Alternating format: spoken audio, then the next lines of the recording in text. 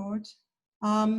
If you could just tell me when you've got the YouTube up recording, and then we'll start, Mark. Okay? Yeah. So at any time, shall I do that now? Yeah, please. Okay. Let me know once it's up. And okay, preparing to live stream the meeting. Setting up your meeting for YouTube Live.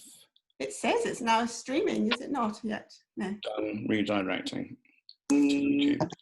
Okay, yeah. Setting up your meeting for YouTube Live. It says it's now streaming, is it not yet? No. Oh, I get an echo, Mark. Yeah, I know. Okay. Yeah. Right, I just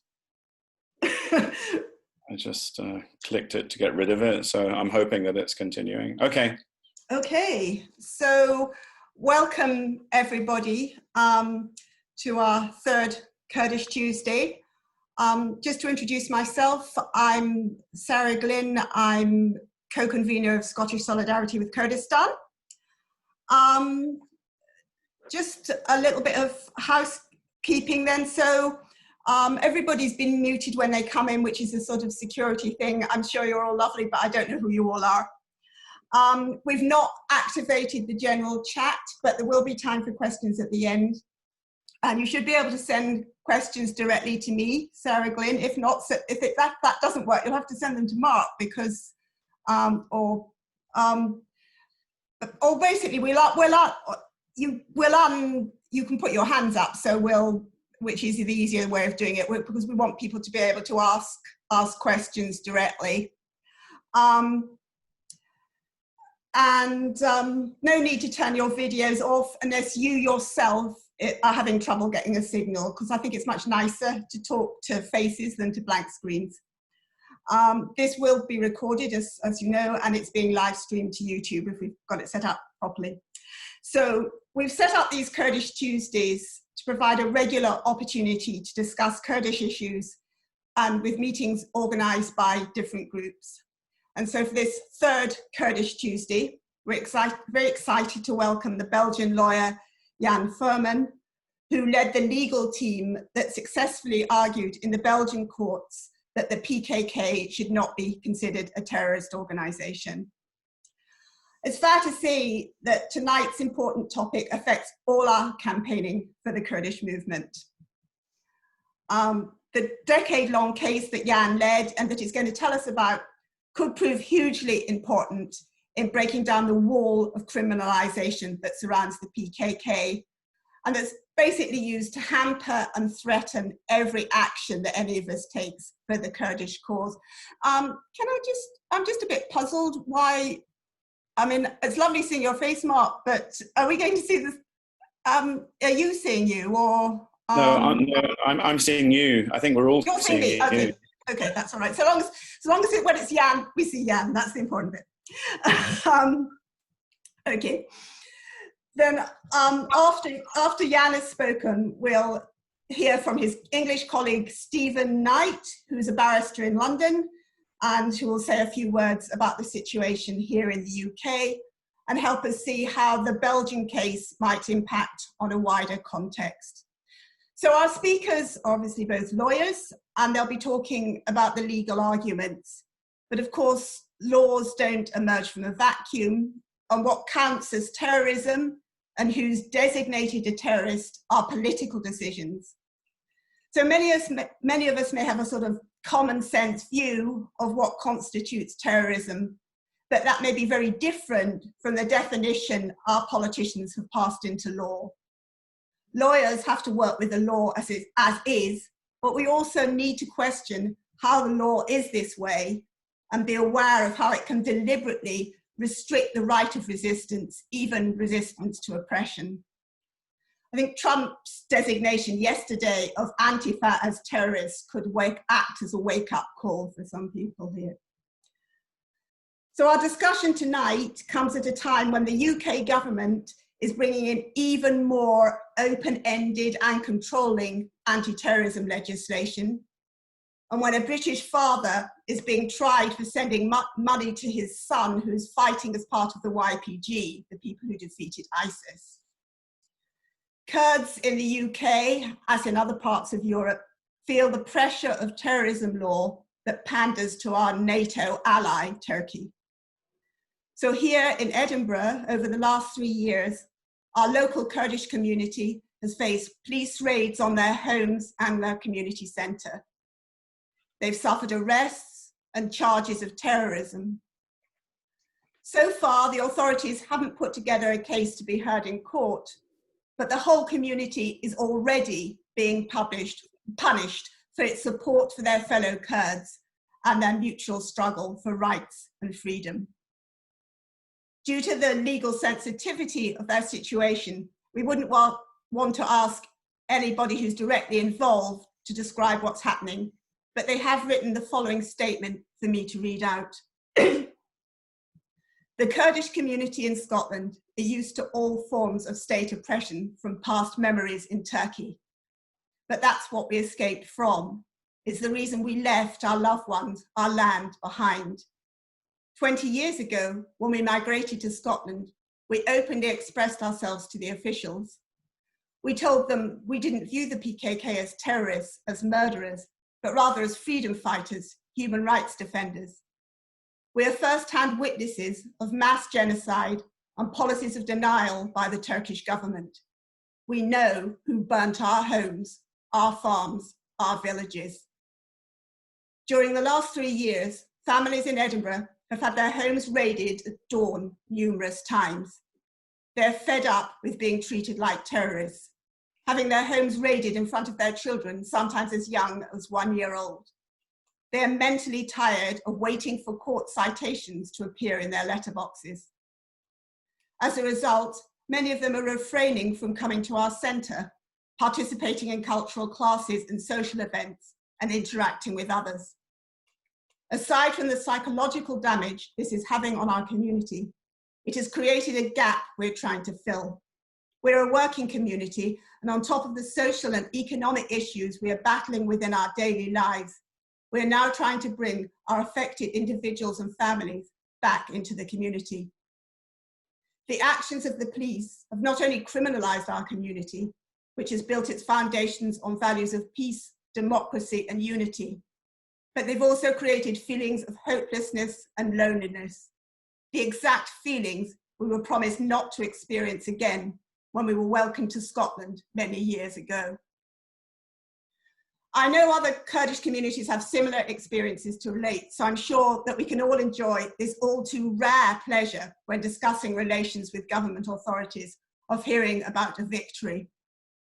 But just before Jan speaks, we will just have a few words from Chris Stevens, who is the MP for Glasgow South West and has been a long-standing friend of the Kurdish cause and of our Scottish Kurdish community.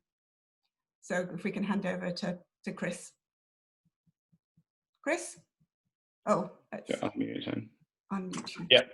Yes, thank you, Sarah, and thank you for that statement there on behalf of Kurdish community in Scotland. Very much aware of the Kurdish community in Scotland and the UK, not only facing that pressure from the police, but also on social media, where we see Facebook, for example, blocking accounts and suspending accounts for raising the Kurdish issue. So I think it's important that that statement was made.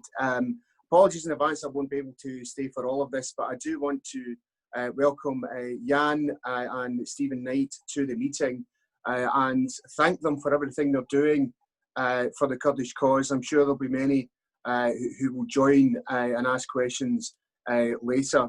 Very impressive work that both Jan and Stephen have done recently. Now, you'll know some of the background, folks. The European Court of Justice ruled in April 2018 that it was unrightful to label PKK as a terrorist organisation, and many of you will know that many members of the European Parliament that Britain had at the time voted that PKK should not be designated as a terrorist organisation. I know my colleagues, SNP colleagues, voted that way. We cannot and we must ensure that the Kurdish freedom struggle cannot be accused or designated as terrorism. We're looking for a political solution to what's going on. Certainly, many members of Parliament, including myself, have continued to put pressure on the UK government in terms of how it's dealing with Turkey, making sure that we're looking at the arms sales that's going to Turkey, and making sure that the Foreign Office and the UK government continue to use their pressure on Turkey and how it's dealing with the Kurdish community, politicians, academics, journalists, and the like. So I just want to express solidarity with everyone here tonight, solidarity and support to PKK, solidarity and support to the HDP MPs who are currently imprisoned in Turkey, and to state again that for a solution, we want to see the end of the isolation of Öcalan, and we think that Öcalan should be free, and the criminalisation of Kurdish rights needs to end by Turkey. These are crimes against humanity and they're crimes against democracy. So thank you, Sarah, for allowing me to say a few words, and anything I can do for the Scottish Solidarity for Kurdistan campaign, any questions you want me to raise, any motions, parliamentary motions you want me to raise on this issue, that will be done, and I'm looking forward to hearing Jan and hearing the rest of the discussion. Thank you. Thanks very much, Chris. That's great, and yeah, we will definitely make you work. We promise. So now, really happy to hand over the floor to Jan Firman. I've heard him speak in Brussels, and I'm just really looking forward to hearing it again. So Jan, the floor is yours. Thank you, Sarah. Good evening, everybody, and thank you for giving me the opportunity to discuss with you what I think is an important decision in the struggle against the criminalization of PKK and the Kurdish movement throughout Europe. I will try to give you very shortly some background on the case, because I think it's important that the participants do understand what this case was about. Also, I will give some background, not on the case as such, but on what led to the case, which I think is also very interesting for those who have been working in solidarity with the Kurdish movement. First of all, the Belgian case was a criminal prosecution against, at the end, 42 individuals, actually 40 individuals and 2 entities, 2 broadcasting companies, for participation in the activity of a terrorist organization. The main arguments or the main points that were argued by the prosecution as being forms of participation in the activity of a terrorist organization were financing, recruiting, and propaganda activities. So there was no other nature or no other type of action here that was discussed. There were, of course, no acts of violence. It was about making propaganda, collecting funds, and recruiting also for PKK. The case started formally was started formally by the federal prosecutor, which is the national anti-terrorist prosecutor in Belgium, in March 2009. Under the Belgian law, then, in a criminal investigation, a judge, an investigative judge, like in the French system, for those who are familiar with that, conducts an investigation, collects the evidence, and then at the end of that process, a court has to decide whether there is going to be yes or no, whether there is sufficient evidence to make a court case. And the case stranded now at this phase, which is actually a preliminary phase. It's a phase before the actual trial phase. The investigative judge conducted the investigation from 2009 until 2013, actually. During that period, he raided offices, questioned witnesses, tapped phones, collected all kinds of evidence. Actually also arrested some of the people for a very short period because they were very quickly released. And in 2013, the judge then decided that the investigation was complete, that there was nothing more he could do to discover the truth. Under the Belgian proceeding, the case is then first handed over back to the prosecutor. And the prosecutor then has to decide whether he wants to bring charges, yes or no. Of course, the federal prosecutor brought charges for leadership or participation in the activity of a terrorist organization. And then the case goes to this preliminary court to be heard, not on the matter whether the defendants are guilty, yes or no, but on the matter whether there is sufficient evidence to start a trial. And at that point, we raised an argument saying, actually, this is not a matter of terrorism. This is a matter of a civil war between, on one hand, the Turkish state, and on the other hand, the Kurdish people. A civil war or an internal armed conflict of this nature is not, cannot be dealt with under the anti-terrorism law. There's a provision in Belgian law, but not only in Belgian law, also in European law and in almost all international treaties on terrorism, which says that violent acts committed in the framework of an armed conflict as defined by international law by a party to that conflict cannot be dealt with under the anti-terrorism laws, but should be dealt with under international humanitarian law, which means the laws of war, the Geneva Conventions. And so we argued that this was not a matter of terrorism, that this was a matter of an armed, a non-international armed conflict between Turkey on one hand and the Kurds, and in particular, of course, PKK and the HPG on the other hand, and that therefore the law ruling this conflict should be international humanitarian law. If any crimes are committed in the framework of this conflict, both the state party, the Turkish state, and the non-state party, in this case PKK and HPG, can of course be, or at least individuals belonging to each of the parties can be prosecuted for war crimes, but not for terrorist crimes. When we developed this argument, there were two interesting aspects to it. One is that at the very beginning, the prosecutor actually laughed it away. The prosecutor said, this is rubbish, this is nonsense. What is this kind of argument? This is just nothing.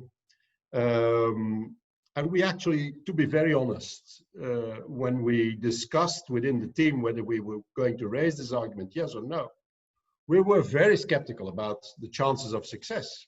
Not because we thought that from a legal point of view we were wrong, because we were convinced we were right, but because we thought that for political reasons, such an argument would never pass.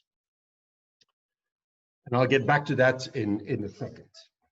And the second thing is that it also requested some mental reconversion on our behalf.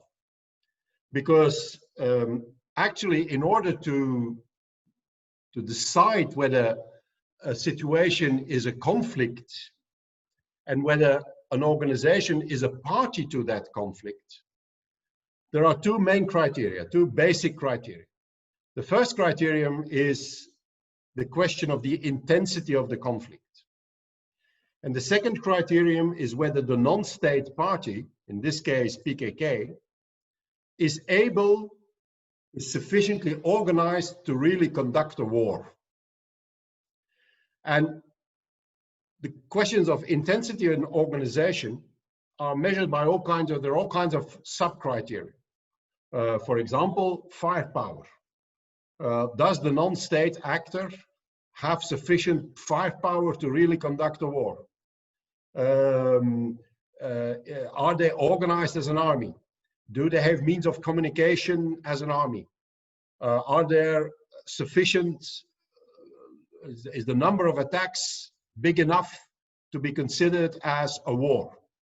And so from the discourse we generally have, and I think you also generally have that kind of discourse about the Kurds wanting a political solution and not being nice and not wanting war and not being involved, etc., etc.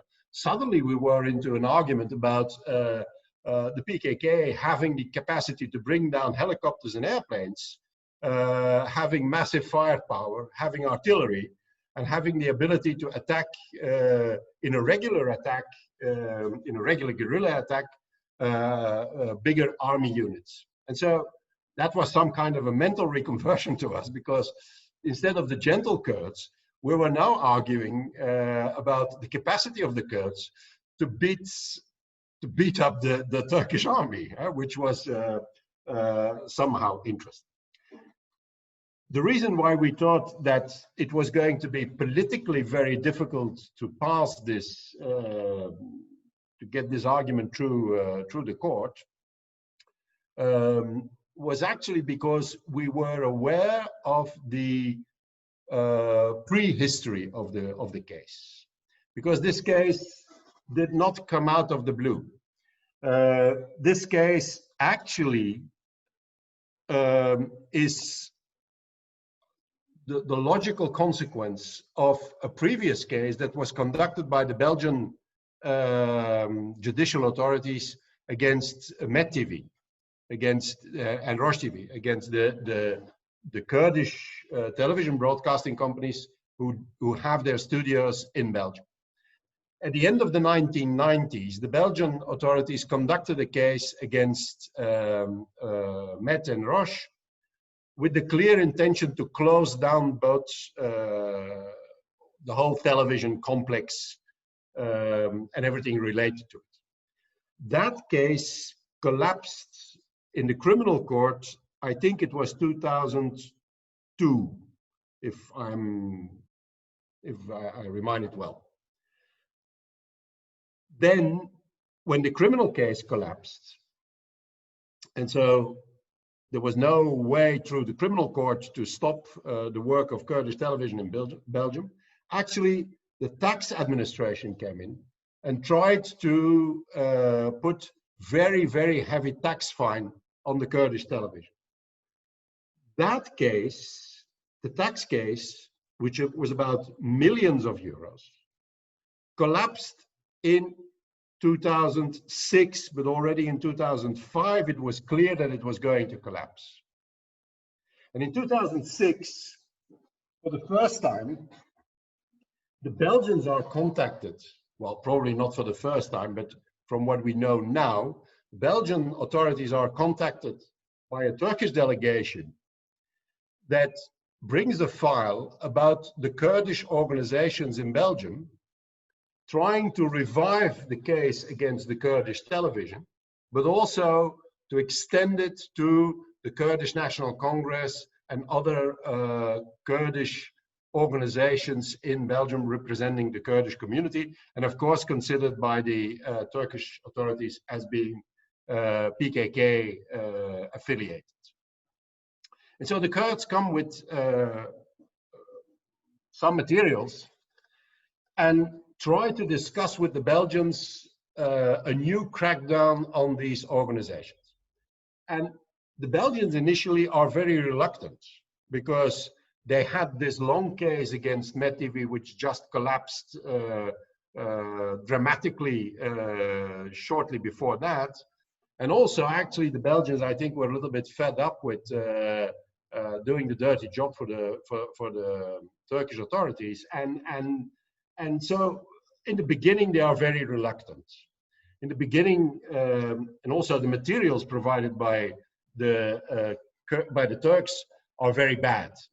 Actually, one Belgian official says, "Well, these are propaganda brochures and not criminal files." And whatever you describe in these files in Belgium is actually protected by the freedom of expression.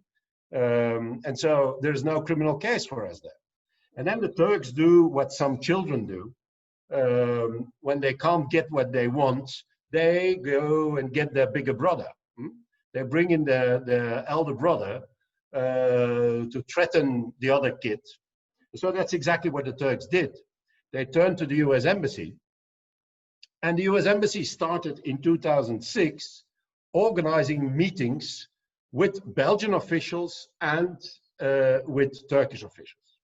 And the reason we know about this is because when this case for the first time came to this preliminary court in 2016, we actually knew about this whole phase from 2006 to 2009, essentially, because all the cables from the US Embassy were published on WikiLeaks. And so we could follow every step of this process from 2006 to 2009, 2006 when the Turks first called their bigger brother in, and 2009 when finally under very high US pressure, the Belgian prosecutor starts formally the criminal investigation. When I say very high pressure, it is very high pressure. There is a whole series of meetings. There are 3 high-ranking, high-level US delegations that will travel to Belgium. One in November 2006 with Principal Deputy Counterterrorism Coordinator Frank Urbancic, who came to Belgium and had with a delegation, had a whole series of discussions. Department of Treasury Advisor on Terrorism, Justin Serafini. So there's a delegation of all kinds of US departments, State Security Service, Federal Police, etc. And they meet Belgian officials, both from the Ministry of Foreign Affairs and from the prosecution and the police services, and put very heavy pressure on them to crack down on the Kurdish organizations. A second delegation is in November 2007. 1 year later, again, the Turks send in, the US sends in a delegation which meets again all relevant Belgian agencies, including the federal prosecutor, putting pressure again to start cases to crack down on the Kurdish organizations. And finally, we also knew it because of the WikiLeaks cables. In October 2008, and I think the date is important to remind, in October 2008, a delegation composed of the Belgian Ministry of Foreign Affairs, a Belgian Minister of Justice, and the Belgian Minister of Interior, which is, well, actually 3 senior cabinet ministers, go to Ankara on the invitation of the US and the Turks to discuss the matter. And then, so October 2008, the 3 ministers go to Ankara, and then in March 2009, the federal prosecutors formally open the investigation. And I think the chronology is very clear. This is a case, this is an investigation which started from what the Belgian officials called a propaganda brochure and ended up with under tremendous diplomatic pressure, ended up with a formal investigation conducted by the federal prosecutor. So when we started the case, and when we started to, actually not when we started the case, but when we started to argue the case in 2016, before the preliminary court, and when we raised the argument that this was actually an armed conflict and therefore should be dealt with under the laws of war and not under the anti-terrorism laws, we thought that from a legal point of view, from the point of view of the law, that was a very correct point. That was we were absolutely right from the legal point of view, and we were convinced that we had no chance from the political point of view. But we actually thought it was important to raise the question, nevertheless, to show how the criminalization of the Kurds actually forces European governments even to deny international law, to deny basic human rights such as the freedom of expression, etc. Because in many situations, that's probably the best you can get in this kind of cases. It's ripping off the mask and showing what is behind the reality of the nice words on one hand human rights, and on the other hand on the very aggressive words on the Kurds. And actually, so we were really very reluctant ourselves, and to our big surprise it worked. Maybe because the prosecutor probably made a mistake in the beginning of the proceeding, because when we raised this argument, as I told you, he laughed it away. He said, "Oh, this is ridiculous, and anyhow, this is not for a preliminary court, and we'll discuss this later, but this case has to go to trial," which was, from a tactical point of view, rather stupid towards this judge in the preliminary court, because when the prosecutor argued this judge in the preliminary court said, "Oh, so you think I'm not good enough to deal with this?" And so we had a kind of, well, somehow tactical advantage there. This preliminary court then in September 2017, for the first time, dismissed the whole case and said, "This is actually everything you are referring to, all the violent actions you are referring to consider, which are the basis on which you consider PKK to be a terrorist organization, are actually violent actions in the framework, violent actions in Turkey, of course, are in fact violent actions in the framework of an armed conflict. And to an armed conflict, terrorism law simply doesn't apply." Now, as I said previously, I think that's important, because if you apply terrorism law, anti-terrorism law, then of course, to parties in a conflict, then of course you deal very differently with both parties. If you deal with a conflict under anti-terrorism law, then by definition, any use of violence by the non-state party is a criminal act, is a terrorist act. And every action undertaken by the state is by definition not a criminal act. If you deal with it under the laws of war, then you have both parties who are bound by the same laws of war and who can both commit or pose acts of war, commit acts of war, which are legitimate acts of war. For example, attacks on military targets, attacks on the troops of the other side, which are allowed under the laws of war. And both can also be held responsible for war crimes, because, which is impossible. You can't hold the state responsible for a terrorist crime, but you can hold the state, or at least state actors, responsible for a war crime.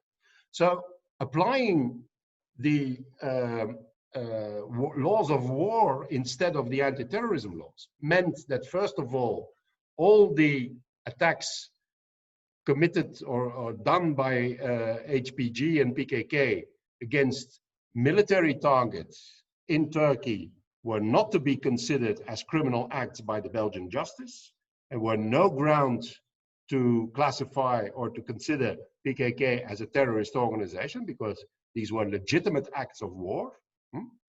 And on the other hand, it opened also the perspective of putting on the same level and to criminalize the war crimes committed by the Turkish authorities, the war crimes committed by the Turkish. So both from a practical point of view, because it allowed to dismiss this criminal prosecution and to have a decision saying PKK is not to be considered as a terrorist organization under the Belgian criminal law. But from that point of view, which of course has very strong practical consequences, because that means that from now on, collecting funds for Kurdish organizations, expressing support for PKK is not considered anymore as propaganda for a terrorist organization, or so it means that it reestablishes the freedom of expression and the freedom of organization for the Kurdish organizations in Belgium, because supporting a party in a war is not a crime. So it has both very strong practical consequences. It also has, I think, important symbolic meaning, because for the first time, a court has said, wait a second, this is not about bad Kurds attacking this nice Kurdish state. This is about a state fighting an internal insurgency in a widespread conflict. And so actually, our position should be towards that conflict a kind of neutrality. Our position, not political neutrality, but legal neutrality. Both parties are bound by the same laws of war, and both parties can be held accountable if they violate these laws of war. For example, if they commit. So it's also from a symbolic point of view, it brings actually PKK and HPG to a different level than what it was previously. The prosecutor, of course, appealed that first decision, the 2017 decision. The case went then for the first time to the Court of Appeal. That is the normal proceeding under Belgian law. The Court of Appeal in 2017, in September 2017, actually upheld the decision of the first court. And in a very long decision at that time, which some of you might have seen, actually in a very detailed way argued why PKK was not to be considered as a terrorist organization under the Belgian criminal law, but as a party, a worrying party. It was also interesting, for example, on the question of the fundraising. The prosecutor said, yeah, but you see these people, they are raising funds and we can't have that here, and we can't accept that people are collecting money here for PKK. Can you imagine? And so actually the court then, in that decision, turned this argument around and said, well, if they are collecting on an international scale funds, and if they are recruiting on an international scale, as you say, and if they have a propaganda machine, including televisions, as you argue, then that means that this is a real party to a war. Because this goes far beyond a small organization committing some violent act. This is a party to a war and not just a small violent organization. So actually, the arguments the prosecutor developed turned against him. The prosecutor then appealed that decision in the Supreme Court, which can only take decisions on points of law. The Supreme Court decided then that on one point, the appeal court, which was actually not a substantive point, it was a rather silly argument brought forward by the prosecutor, and the court didn't respond to it. But actually, the court has the obligation to respond to all arguments. Because it was so silly, actually, the court didn't take it into consideration in any way. And so the Supreme Court then said, you didn't, your statement of reasons in the decision is insufficient, and send it back, because that's the way it works. The Supreme Court quashes the decision and sends it back to the lower court. Supreme Court sent it back to a different chambers of the Brussels Appeal Court. And again, we argued the whole thing for months. But unfortunately for the prosecutor, on the 8th of March 2019, this second appeal court actually took an absolutely similar decision. And I think some of you probably saw it and have been able to read it, because there's an English translation of that decision which is available. The prosecutors appealed it the second time in the Supreme Court, and then the Supreme Court upheld the decision in February of this year, which means that on January of this year, which means that the decision, the last decision of the appeal court is now final and cannot be challenged anymore in a Belgian court. As well, we can go into some of these points during the discussion. As Chris Steffens said very shortly during his intervention, actually there was a parallel movement, which I think is also interesting because it shows also that things are moving in relation to criminalization of the PKK. As you know, PKK has been included in the European assets freezing lists of terrorist organizations, I think since 2003 or 2004. And PKK actually challenged that decision, or the series of decisions, because actually it's a new decision every 6 months. The list has to be reconfirmed.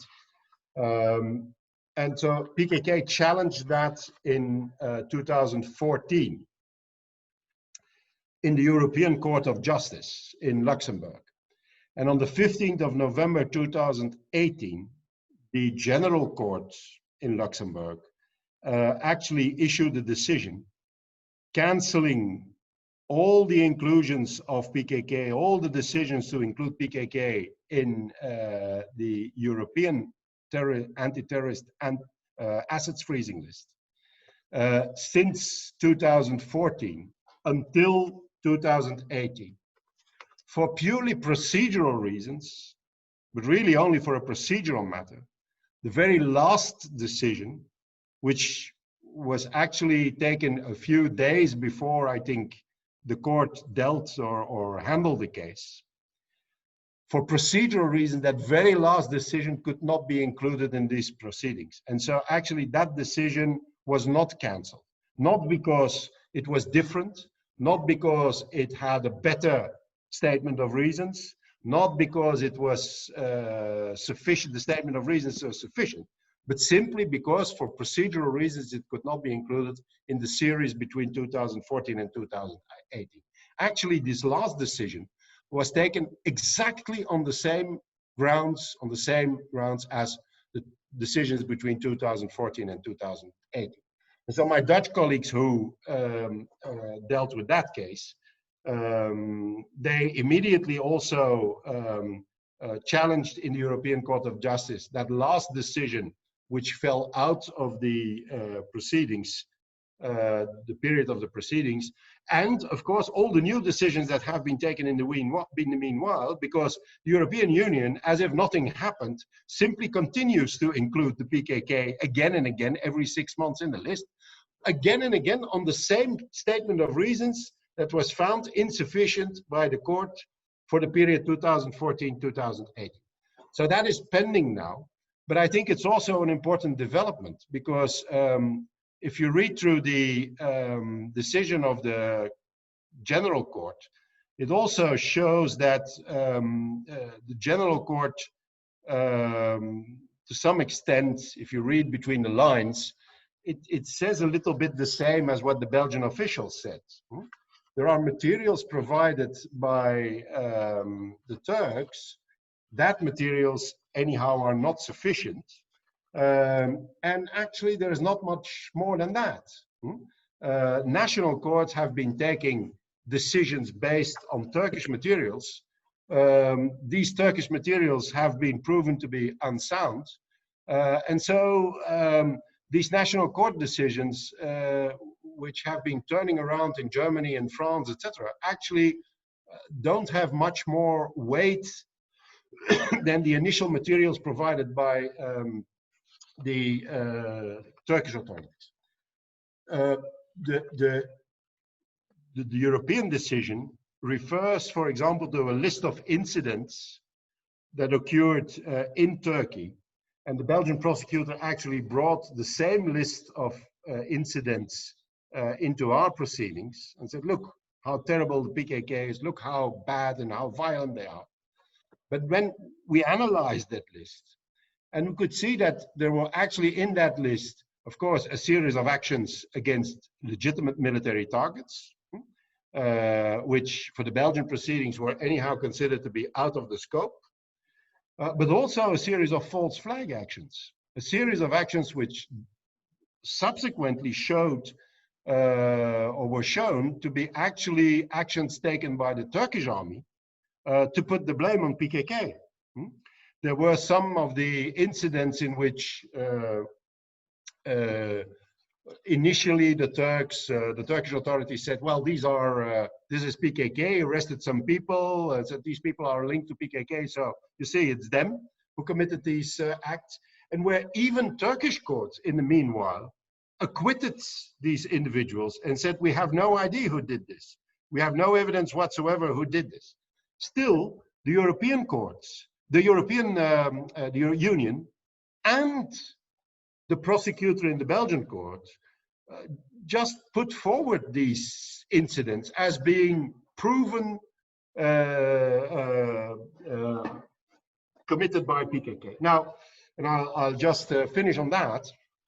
To some extent, initially we were a little bit worried because the Turkish state actually participated in the Belgian proceedings as a civil party. That is possible under French and under Belgian law. Anybody who is prejudiced by a criminal act can participate in the criminal proceedings and actually has the possibility to discuss the evidence, guilt, but of course also the damage. But they have civil parties have a very big role in criminal proceedings. They have a very strong possibility to intervene. And so the Turkish state actually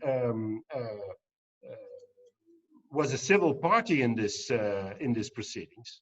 And initially we were worried because, of course, we had two prosecutors, a Belgian prosecutor and a Turkish prosecutor, represented by a Belgian lawyer, but we were fighting on two fronts. But then actually it at the end it was to our advantage, because what happened is when the Belgian prosecutor said, look how these, for example, look how PKK blasted a bomb in whatever in Ankara on this day, and so it's a terrorist organization. We said, okay, well, we're very much interested. Where is the evidence? Where is the criminal file? We suppose that Turkey has conducted a criminal investigation into this. If Turkey didn't, we are very surprised, because then Turkey is a failed state. So we are very much convinced that Turkey has conducted a very serious criminal investigation into this. That they analyzed the bomb, that they analyzed where the explosives came from, that they analyzed the detonation mechanism, that they tapped phones to know who bought this detonation mechanism, that they took fingerprints, etc. Can we see the evidence? Because if that evidence shows that PKK is involved, then we might have to walk out of the courtroom and forget about all this. But up until now, we didn't see any evidence. And actually, and I think that worked in our favor. We really challenged the Turkish state on some points on this. We really turned to them and said, well, where are your materials? Where is your evidence? Come up, show it. It's your chance. Give it to the Belgian, give it to the court, show it to the court. And the only thing the Belgian lawyer did, representing the Turkish state, was looking at the points of his shoes, trying to avoid to look in our direction or in the direction of the court, because he had nothing, absolutely nothing. Now, we then said to the court, well, there are two possibilities. Either they don't want to show it because there's something embarrassing to it, which is a problem, or they don't have it, which is also a problem because then the allegation that this is PKK is just mere propaganda and not based on anything serious. But anyhow, the fact that they don't come up, that they have the opportunity to bring all this evidence to the case and that they don't show anything is a serious problem. So you can't hold PKK responsible for some of these acts like bombing in cities, etc., based only on these very light allegations. And so I think these elements taken together convinced the Belgian court that this was a problem which should not be dealt with under anti-terrorism law, that it should be dealt with under international humanitarian law, that if the Belgian prosecutor wants to prosecute somebody, he has to do so for war crimes and not for terrorism acts. And of course, all the evidence, or the so-called evidence of war crimes committed by PKK, we know that Turkey has never been able to come up with something which is somehow serious. So the decision being final, as I said, the Kurdish organizations are now free to move in Belgium, free to do their work, to work in the European Parliament, to express themselves, to organize demonstrations, peaceful demonstrations whenever they want, to set up media in Belgium, to organize solidarity. And I think that is very important. And I think it's also important to try to somehow export this decision or at least try to use it in other jurisdictions. First of all, because it's a decision which is based on Belgian law, but also on international law. Because the clause in the Belgian law, which says that parties to a conflict, acts committed by parties to a conflict cannot be judged under anti-terrorism law. It's not Belgium who invented that clause. It's a clause which is in all international treaties on terrorism. It's a clause which is in the European Directive on Terrorism. And so it's international law, actually. And then, of course, there is a discussion on to what extent it's binding to other countries, etc. That also depends on the national system.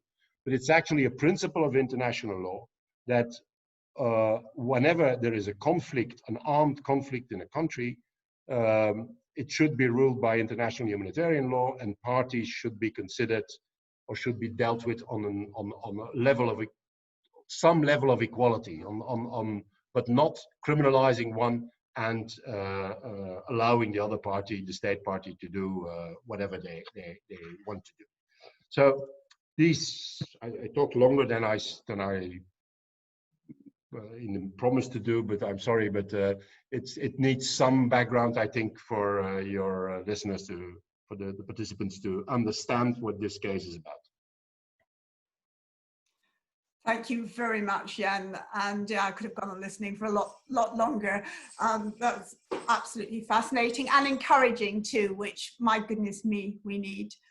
And I'm now going to hand over to Stephen Knight, who's a barrister in London, to try and put a bit of a UK perspective on it and how this might impact on things here. So, Stephen.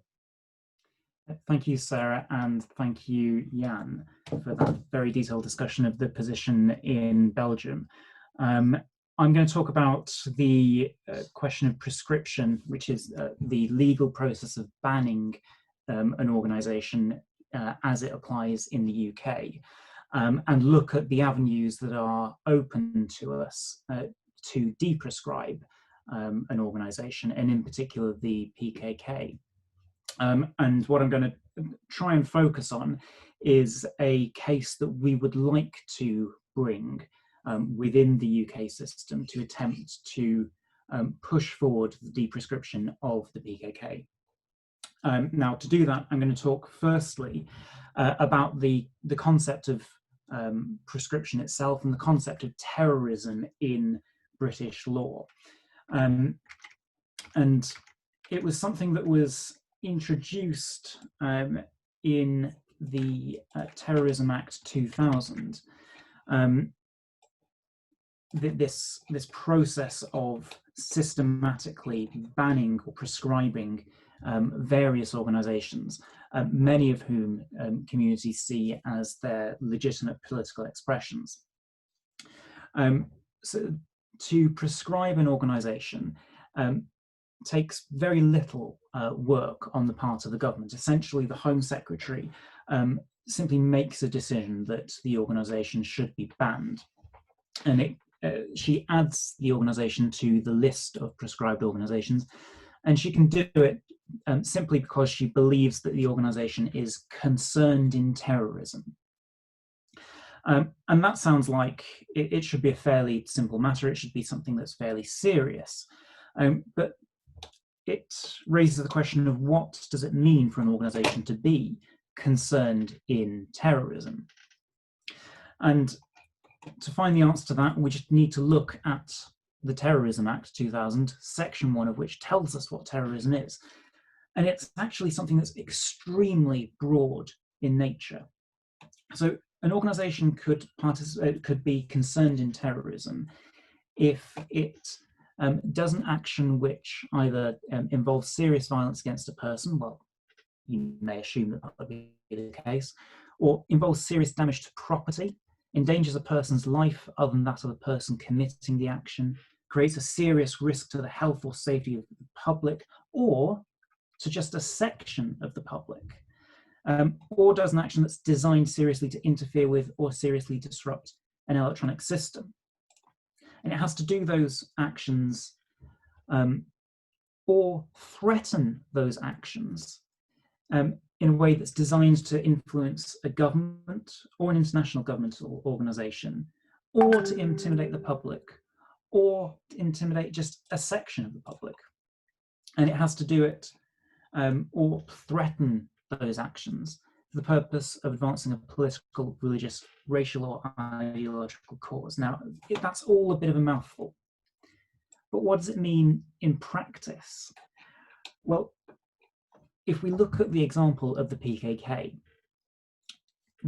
would be shown to be concerned in terrorism if it threatened, for example, serious violence against soldiers of the Turkish state, or threatened to seriously damage Turkish state property. That's enough for an organisation to be terrorist in the UK, if it's doing those actions and it's doing them in order to influence the Turkish government. So what we see there is an extremely low bar for treating an organisation as terrorist. And importantly, there is no just cause defence to terrorism. You can't say in British law, this organisation isn't terrorist because it's acting to protect human rights. It's acting to overthrow a dictatorship. British law is quite clear that an absolute totalitarian dictatorship deserves the same protection as a democratic government. So there's no distinction that's drawn between them. And once you're on the list of prescribed organisations, once the Home Office has decided that you are concerned in terrorism, there's no automatic review of that decision. What you can do, though, is apply to be deprescribed, to be removed from the list of organisations. And I'll come to that in a moment. Now, when the PKK was prescribed, it was within the first batch of organisations that were banned under the Terrorism Act that were prescribed. And that large group of organisations that were prescribed included the PKK. It included other organisations that some see as being legitimate expressions of their community. For example, ETA in the Basque homeland. The DHKPC, also active within Turkey. and other groups that were, on some analysis, seeking national liberation. Now, interestingly, also prescribed at the same time was Al-Qaeda and other extremist Islamic organizations. But also the political, the armed wings of both Hamas and Hezbollah. But when Hamas and Hezbollah were banned in that same group of organizations that were banned as the PKK, it was only their armed wings that were banned, not their political wings. Whereas with the PKK, what we saw was the entire organization was banned, not just their armed wing. So what you might think there is that a political decision was taken by the Home Secretary as to which organizations to ban and which not to ban, and which parts of certain organizations to ban and which parts not to ban. But the Home Office, the Home Secretary are allowed to make that political decision. That's part of the discretion that they're given by the legislation, the Terrorism Act, and that's intentional. The government introduced the Terrorism Act in order to be able to pick and choose which organizations that they were going to ban and which they weren't. So that deals with the prescription of the PKK and when it was prescribed. But how can it be deprescribed? How can we get it off the list of banned organizations? Well, an application can be made for it to be removed from that list, but that application is made to the Home Secretary, the same person that's responsible for putting the organization onto the list of banned organizations. And of course, anyone who's making an application on behalf of the PKK or any other banned organization is necessarily going to be in a bit of difficulty because the PKK is banned. How can the PKK then apply to be taken off without the people who are doing the application coming into some legal difficulty and being prosecuted for being members of the PKK? It would be a complete catch-22 situation, but there is a certain immunity that people have if they're making the application.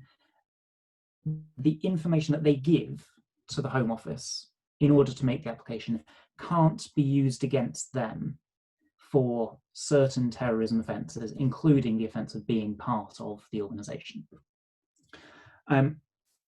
So there is a certain level of protection there for the person making the application, but it's not perfect.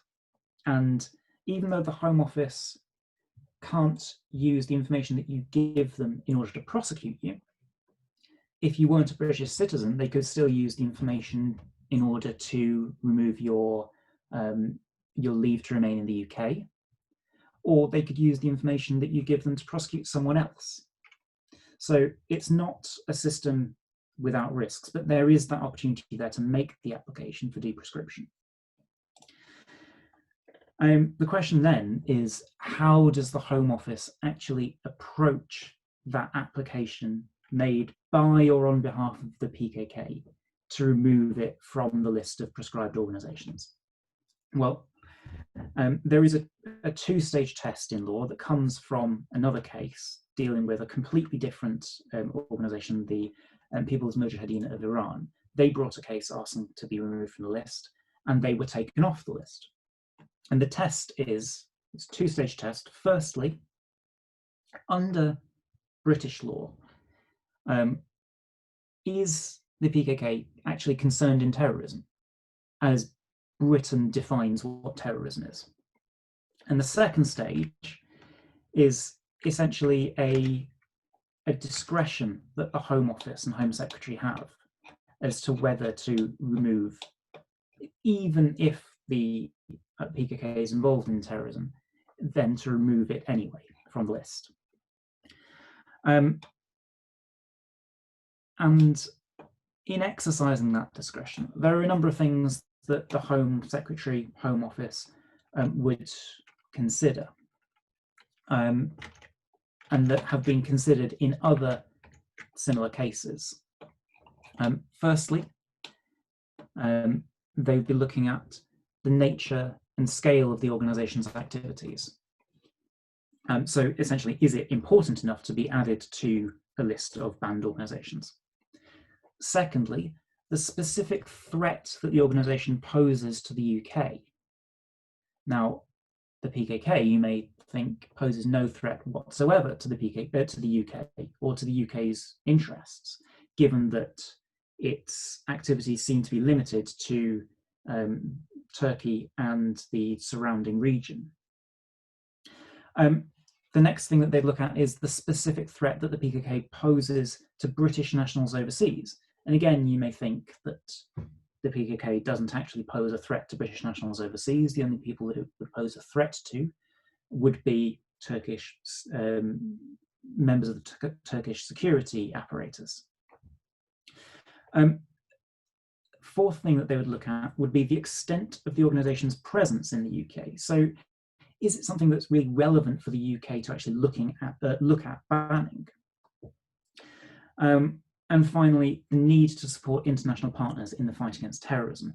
And this is where that real political decision-making comes in as to what organisations are banned and then removed from the list of banned organisations.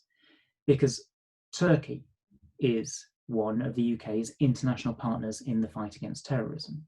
So the Home Office will consider, well, if we remove the PKK from the list, is that going to undermine our partner Turkey's fight against terrorism? And of course, you might assume that the Home Secretary would say, well, yes, it would undermine that. So those are things that the Home Office have to consider. But what we also think that they should consider is the point that Jan has dealt with in the Belgian case, and that's that the fact that the PKK is, or appears to be involved in an organised non-international armed conflict, that it is in a civil war against the Turkish state. And we can say in an application to be removed from the list of banned organisations that that is a major factor that the Home Office should consider.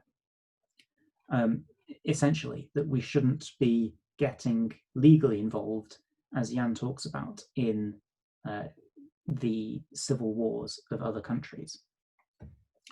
Now, that's the test that the Home Office would be applying. You can bet with a very high degree of certainty that the Home Office, if you applied to remove the PKK from the list of banned organisations, would just say no. They would refuse the application. And so there's a right of appeal to an independent commission.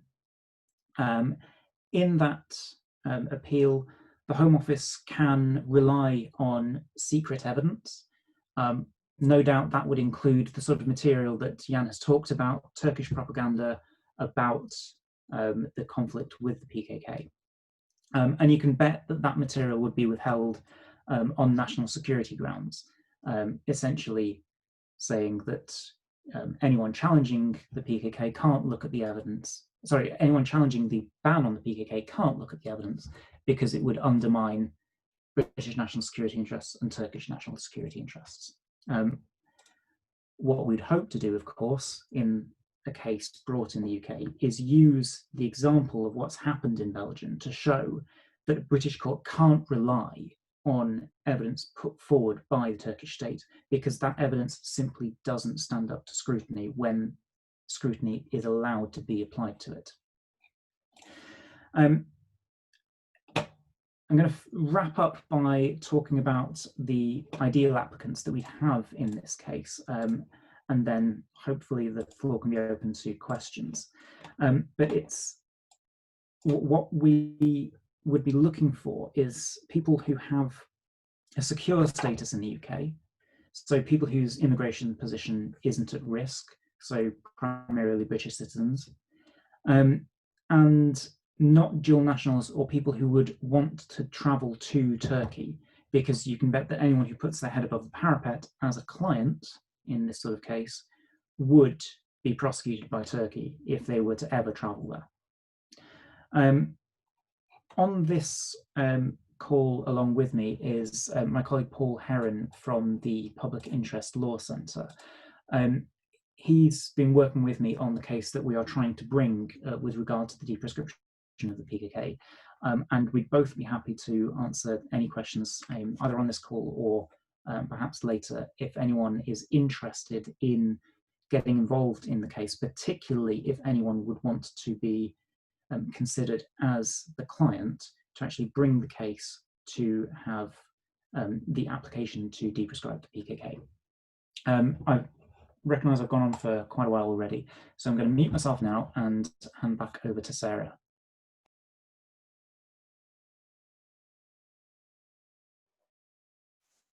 Thank you very much indeed, Stephen. Can I just before you disappear and we open up, when you're saying you'd be looking for somebody, presumably would that would be a Kurdish person who, I mean, what would qualify apart from having British nationality for them to be that person? Yeah.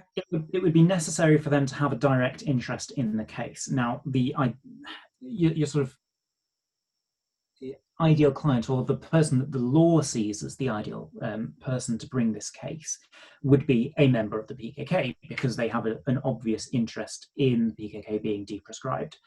But as I've said, even though there is a limited degree of immunity from being prosecuted as a result of bringing the case, saying that someone is a member of the PKK still puts them at risk. So we're not asking for a PKK member to come forward and bring the case. What we're asking for is people who are directly affected by the PKK's prescription to come forward. So members of the community who are harassed by the police, who aren't able to enter the country without being stopped under terrorism legislation, members of the community who aren't able to participate in community groups without interference from the police. That is the sort of person that would make for the ideal claimant or applicant to bring this sort of case, because they're not in the immediate legal danger of saying that they're a member of the PKK, but they still have that direct impact on them from the ban on the organisation. Thank you. That's lovely and clear. Just before opening up to the floor, thank you both very much. I mean, it's absolutely fascinating. And yes, and helpful, and you know, it feels that there's things that are happening and more can happen. Just before opening up to the floor, I just want to just do a brief announcement about our next meeting in Kurdish Tuesdays, a fortnightly thing. So in 2 weeks' time, on the 16th, the meeting's going to be organised by Boycott Turkey, which I think the subject is in the name of the organisation. If you want to do any homework on it, they've got a website, which is boycott-turkey.net. So that's in 2 weeks' time. And now, yes, has anybody? Sarah, can I just mention, I wasn't quite sure if he was able to make it, but we have in the room Alistair Lyon, who, is he still here? Who has done a lot of.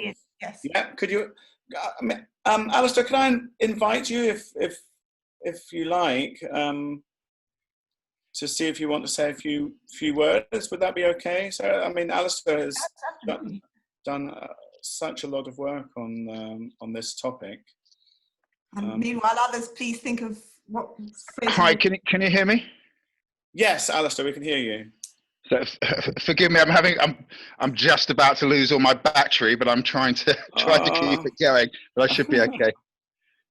I'm so sorry to just put that on you like that, but I thought it would be such a waste if we didn't hear a few words from you. No, well, thank you. I mean, for those who don't know, I'm a solicitor at Bernberg Pierce, and we've had the privilege to represent members of the Kurdish community over many years in all its formats. I have to say that the experience this side of the border is is, I'm afraid, the same as it is in Scotland, and this the government here has always been quite happy to harass members of the Kurdish community. Yet has never dared actually treat them in a way that it should do if it was being honest with itself. So there have been a series of raids of community centres in London, as in Scotland, and harassments in the form of MI5 visits, huge amounts of border stops, but very rare prosecutions, because of course it's all political. It's very useful that the PKK is designated as a terrorist organisation, mainly for reasons of the politics in relation to Turkey. But I think at least parts of the British state is aware that it's a figment, that it's a terrorist organisation, and as Jan has so clearly shown in his very impressive case in Belgium, when you actually analyse the facts, it's very clear that it's not. What's more worrying, and I can't comment too much about it because it's sort of sub judice, and that there is due to be a trial of people who've been arrested. One the father of someone who went back reasonably recently, and two others, including one of his sons, where it appears to be that having in relation to events over the border in Syria, they're prosecuting people where, as far as I can see, the activities they are engaged in are precisely the same. They've been fighting against Sorry, oppression. Alistair, just to say that this is being recorded live, just for your information. I don't know if you were in before. Thank you. Yeah. No. Anyway, no. As I say, of course, I'm limited what I can say, but there is to be a trial which is going to consider these issues directly in relation to Turkey, as opposed to those who have been fighting against ISIS. Although it's on behalf of what is understood and being prosecuted as examples. So we're undoubtedly in very troubling times at the moment, and it's obviously great that so many people are coming together today to talk about what can be done progressively to improve the situation.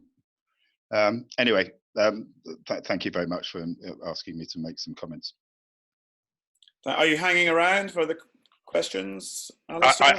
I'm doing my best. I apologise, but my technical difficulties today have been severe, okay. And my phone's about to die. But I've got anyway. I won't bore you with it. But I am trying to. Yes. Hopefully. Okay. Great. Thank you so much. It's great to have you here. Sorry, Sarah. Over to you. That's all right. I don't see. Has anybody got any? Nobody sent in any questions, have they, to anybody? Or nobody seems to have a hand up either. We're all just completely overwhelmed by the situation. And I mean, I was wondering if I could ask both of you. I mean, the situation generally, there just seems to be banding accusations of you're a terrorist. It just seems to be, it's just a way of delegitimizing people. Do you see the situation hardening or getting better? I mean, it seems to be, there's laws going through, I think, at the moment in the UK that's going to make it even harder for people who are easier to hold people indefinitely who are being accused of terrorism. I just wondered if you felt, there's different currents. Obviously, what we've just heard, this case is really encouraging, but is it actually coming up against people more determined to build an even higher wall? Do you want to, should we yeah, you can I think it would be difficult to build an even higher wall than the one that already exists. The system in law is deliberately designed to catch as many organisations as possible, to allow them to be treated as terrorists, and then to give the government, through the Home Office and the Home Secretary, the maximum amount of discretion to decide which of those possible terrorist groups to actually ban. As to the individual actions that are taken against members of those communities, well, the community will know better than I will exactly how bad things are at the moment, how bad they have been. But if you look at the situation in Turkey itself, you'll see how bad they could become if the state made an active decision to increase the enforcement of existing laws against the community. Yeah, Tony Cox is wanting to ask a question, Sarah.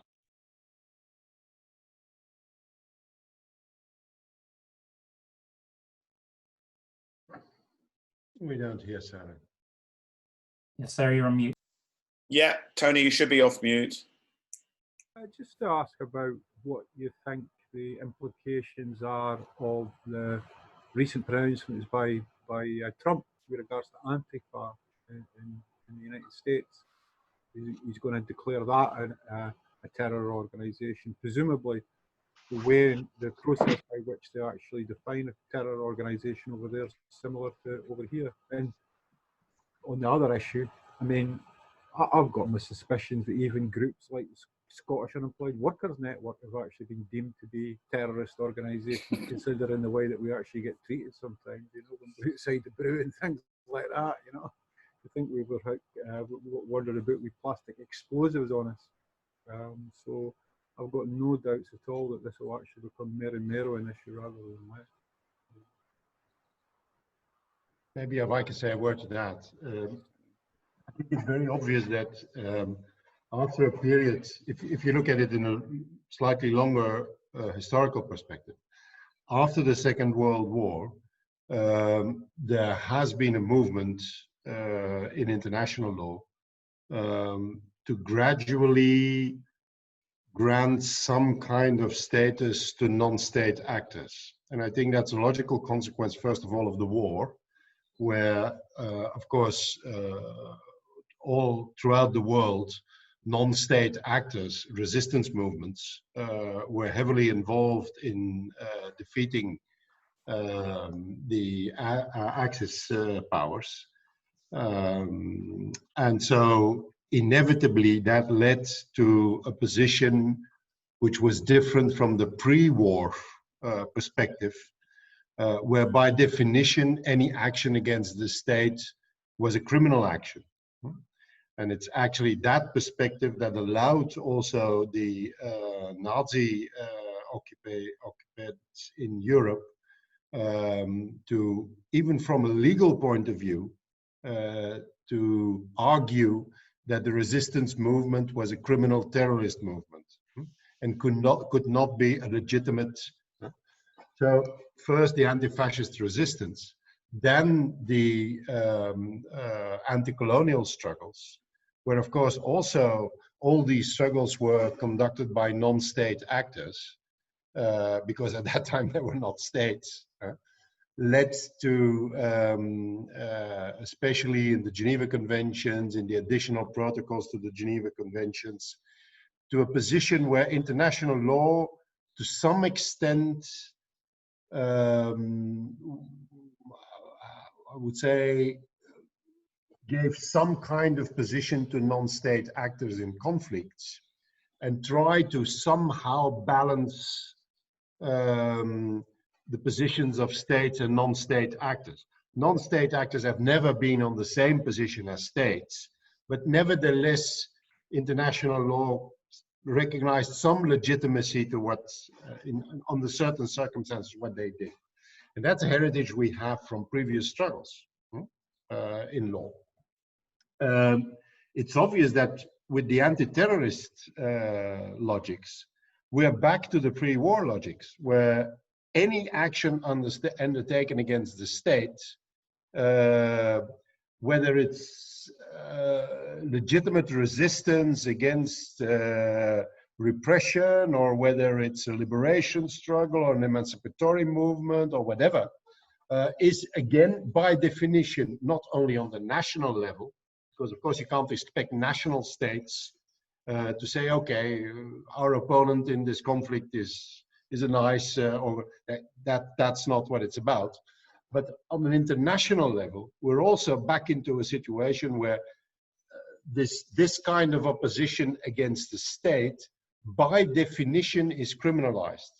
Whether it's a repressive state, whether it's rebellion against, uprising against brutal repression, etc. And so actually the whole part also of the preamble of the Universal Declaration of Human Rights, which says that fundamental rights are important, so that in last instance, people should not be forced to stand up against tyranny. That part is gone, because today, if you stand up against tyranny, well, you're under the anti-terrorist law. That's what Stefan said earlier about the British anti-terrorist law. And it's also, the logic is the same on the continent. I think a point is where we were somehow lucky, where there was a kind of small crack in the system which we were able to use, is that Belgium and some other European countries, they don't have a proscription regime, which means that the decision whether an organization is to be considered as a terrorist organization, yes or no, is a decision by a judge and not by a political authority, at least in the field of criminal law. The political authorities can, of course, they decide on the European listing, but as you go to criminal law and to criminalizing people for solidarity work, etc., it's finally a judge who decides on the question whether an organization is to be considered as a terrorist organization, yes or no. And that's where we were now able to somehow to get into that crack, and to say, well, whatever the political assessment is, that's a different matter. But you have to look into the question whether, from a point of view of law, both national and international law, taking into consideration also this acquis of the international law after the Second World War, whether this can be handled as a criminal action because of the fact that these people oppose a state. And so we had some space to move there, which we then were able to use. Alistair, would you like to add anything there? Yeah, I mean, in terms of in this country, I mean, absolutely agree. I mean, it is entirely about the state monopoly of violence.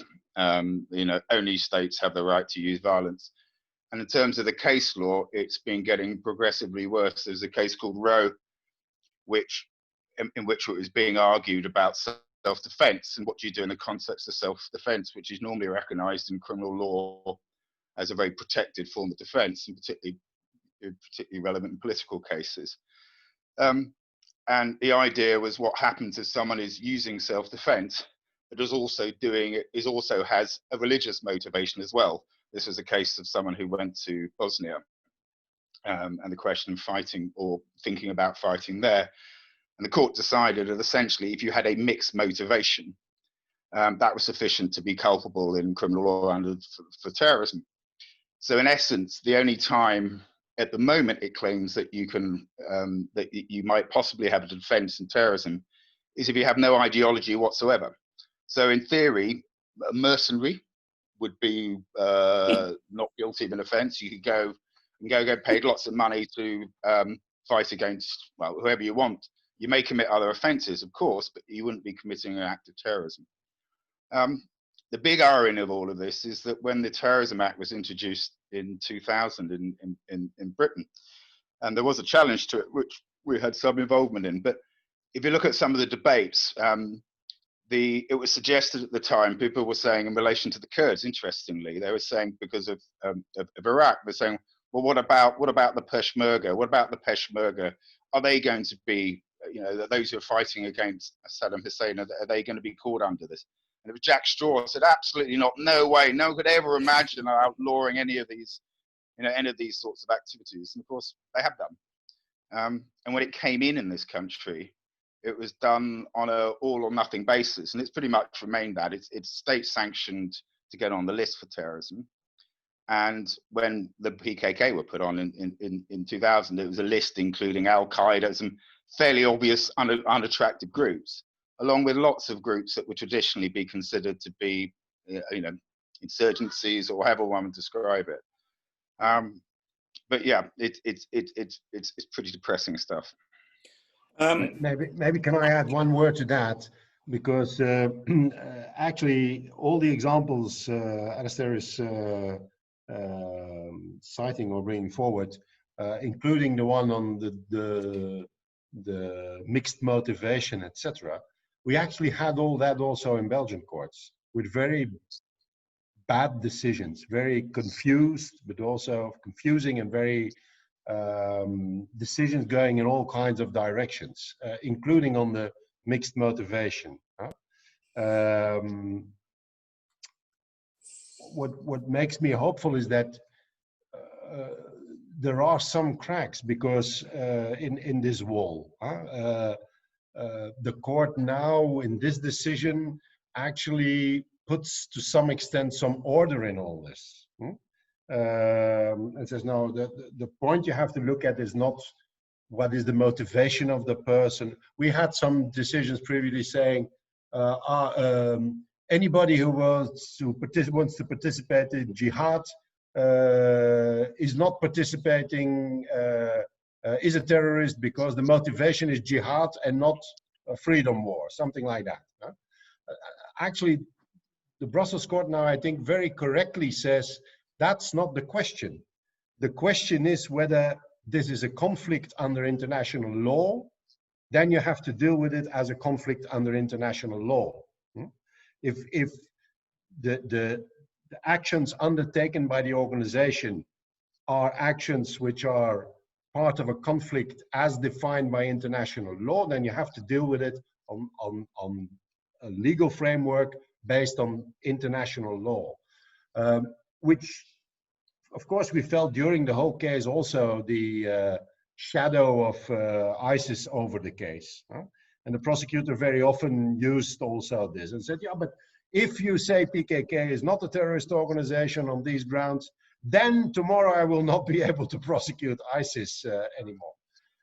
And so we took that and we said, sorry, but actually that is not correct, because ISIS is an organization that is waging war in the Middle East.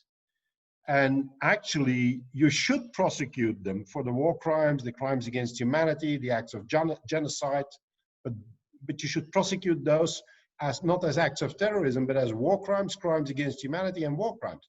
You're even under an obligation imposed upon you by the Geneva Conventions and by other instruments of international law to prosecute those involved in war crimes, crimes against humanity, genocide crimes, for those crimes and not for the lesser crime of terrorism. And so at the same time, ISIS is exploding the Brussels metro and is also exploding the Brussels airport, which means that ISIS is an organization with a double nature. So if you want to prosecute them for terrorism for the Brussels metro and the Brussels airport, then fine with us. We don't have a problem with that. But the PKK doesn't explode metros and airfields. And so you should make that distinction. And so I think on one hand, first of all, we were very pessimistic, as I said, and we had everything Alistair says, apart from the fact that in the UK, the political decision, which is an important difference, that's true. But all the rest, we had it in court decisions. And I think in the disorder that provoked, the court now has set some order, which I think was necessary. But so I'm optimistic and pessimistic at the same time. Sarah, I've got I've got some questions here. Okay. Well. Okay. Just fun. So yes, Henny, you wanted to, and then we'll come back to Stephen. Yeah, is that right? Is that okay, Stephen? Yeah. Hanifi, can somebody unmute Hanifi? I've got Rosa and Stephen are still got their hands up. They've got questions that they've sent to me, so we can ask these. Hanifi, A, B, C, D, E, F, G, H. Hanifi should be unmuted now. Hanif, yeah. Okay. Thank you very much. Thank you very much for all the participants and very wonderful presentations, discussion. Anyhow, so I just wanted to ask one question to Jan, and whether what happens now. I mean, what is the mechanism, if there is any, to use this court verdict to take the PKK off the list of European Union designated terrorist organizations? I mean, if there is a mechanism as such, I mean, is there a way to convert these judicial gains into a political gain? Thank you. Other participants could answer as well, but primarily to Jan. Thank you. Thank you, Hanif. Of our legal team, who wants to take that question? I was unable to unmute, but I was able to do it now. Maybe it's addressed to me first, so I could maybe give some. First of all, I think to some extent the political advantage is already there, because it obviously gives a platform to frame the struggle of the Kurdish people in a different perspective than it was framed, and when it was framed in for the last 10 or 15 years. It gives also politically the opportunity to say, wait a second, you're talking about terrorism, but this might be something different. Might be something different going on. And if there's something different going on than terrorism, then you might have to look into it and to think about it and to try to approach it politically in a different way. So I think that already there is some kind of advantage there. There is no direct connection between the listing and the criminal prosecution, because the listing is a political process, whether it's on a national level or on a European level. It's a political decision,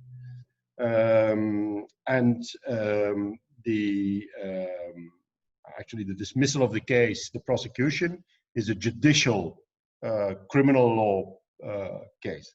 But we have been working very closely during the whole case with our Dutch colleagues who are involved in the case in Luxembourg, which I mentioned at the beginning of the intervention, which is about the delisting.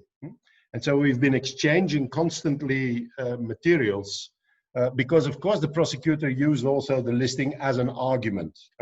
He knew it's not, the Belgian judge is not bound by the listing. He knows that the Belgian judge, independently from the listing, can make up his own mind, which is an advantage for us. But of course, he tried to use it, saying, you know, every European country, all the European Union considered it as being terrorist. So how do you want to make another decision? The Belgian judge very clearly says, well, the listing is a political process. That's not for me. I'm looking at whether under the law it's to be considered as a terrorist organization. And to some extent, that is an advantage for us, that it was an independent judicial decision. At the same time, it's clear that my colleagues now, I told you there is a follow-up case in Luxembourg going on. My colleagues, my Dutch colleagues who are pleading this case, are using now the Belgian decision, of course, saying, wait a second, the European listing is established on the basis of national decisions. It's a double trigger mechanism. In order to get an organization on the European list, you first need decisions of local courts in European countries designating the organization or considering the organization as being a terrorist organization, or at least conducting investigations into that. Now we have a court of law from one of the EU states who actually examined whether this is a terrorist organization and came to the conclusion that it's not. So you have to take that into consideration in the listing process. So we are, and at least you have to respond in the listing process to the reasons why the Belgian court did not consider them as a terrorist organization. So we are at the same time, we have two parallel independent proceedings and paths of action, both on government level, prosecution on one hand, listing on the other hand, but we also have two parallel and intertwined paths of defense, where we use the decision of the Belgian court to say you have to reconsider the political decision, and the other way around. The court found the political decision unsound, so we want you to take that into consideration. We ask the court to take that into consideration also in the judicial decision. So there is interaction. Thank you very much. And so I'm going to bring Stephen in, and then I've also got Paul and Nergis. Rosa was one of the first questions, actually. Okay, but it has come to me because I was the host. That's the only thing. All right, so let's have Stephen, and then we'll have Paul, Nergis, and Rosa, and then we'll have both our speakers coming back at the end. Okay. Yeah, sorry. I had a question come to me directly in a private message that I'm going to answer publicly.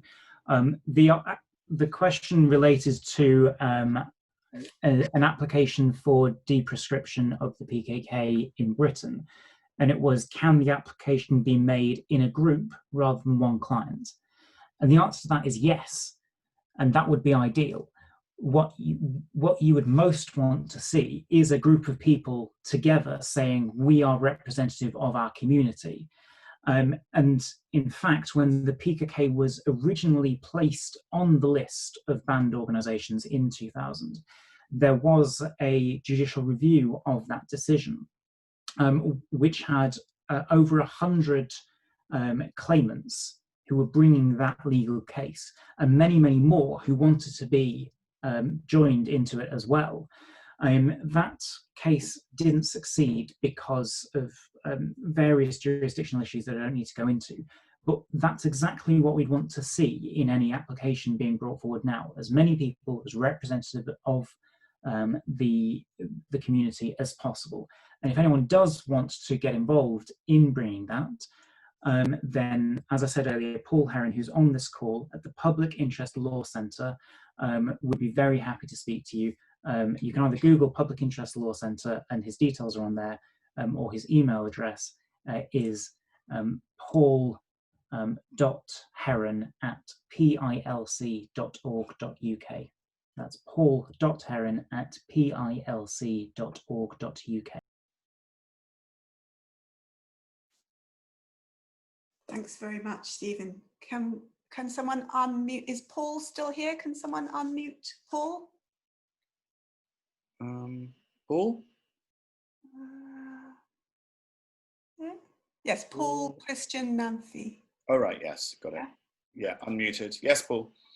Okay, thank you very much. All right.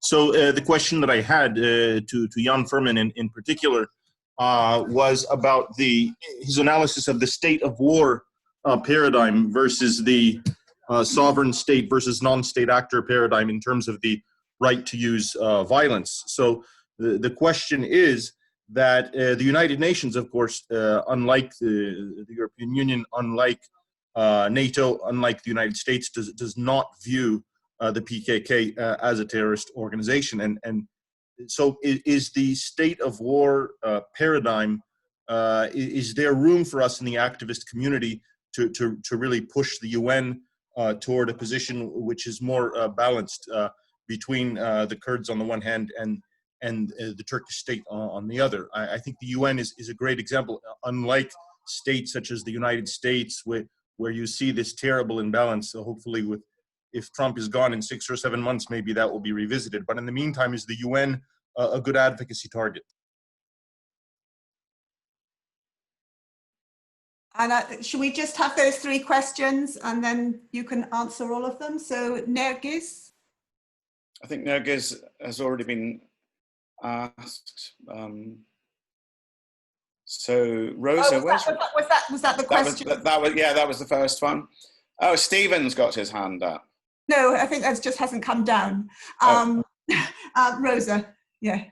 Well, unfortunately, Rosa seems to have left. Oh, has she? Maybe it's a technical thing. Rosa, are you here? She's definitely. Rosa? Sorry, I'm the other Stephen with his hand up. Yeah, Stephen. Yeah, it was you that wanted the question, wasn't it? It was me. Yeah. Sarah's trying to block me. Yeah, exactly. Sarah, it was Stephen who wanted the question. Here, this Stephen. All right, sorry. No, okay, Sarah. Right. And Akko as well has got his hand up, I can see. After. Okay, so sorry, is Rosa here then? Yes, I'm here, Mark. Rose, okay, do you want to ask your question? All right, thank you very much. Sorry, I had a few technical issues. I went out and I sent my question to Mark, but it's deleted and it's lost, but it's fine. I've sent it back to you if you want to. All right, thank you. I'm sorry about those technical issues.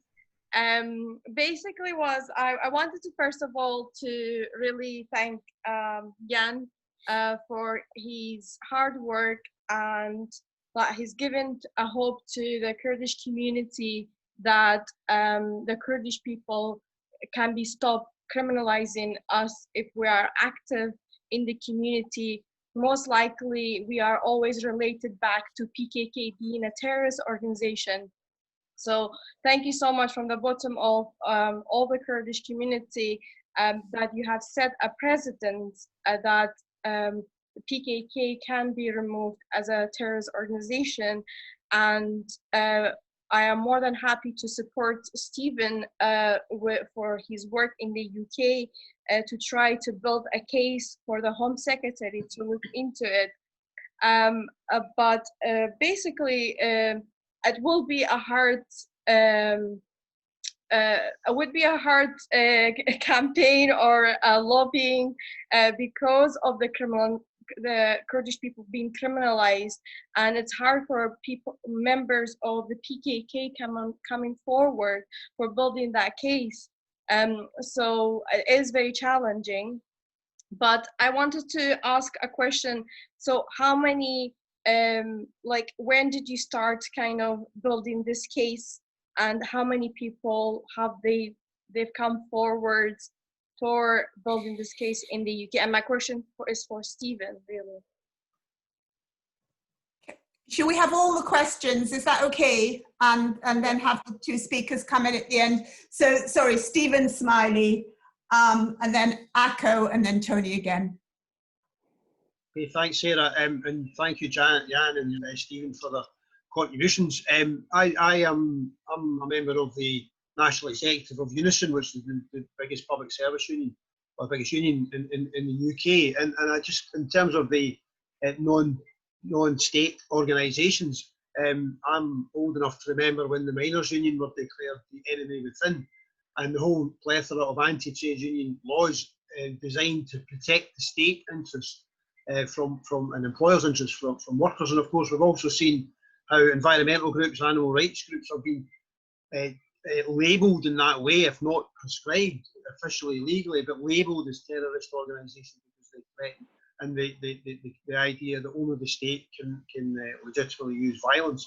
So I think this whole debate and issue about terrorism goes much wider than just organisations like PKK, important as they are. My question was to Jan primarily, in terms of the whilst the case was ongoing over a number of years, was there a public campaign built around it in order to help to counter some of the political bias that was built into the prosecution case?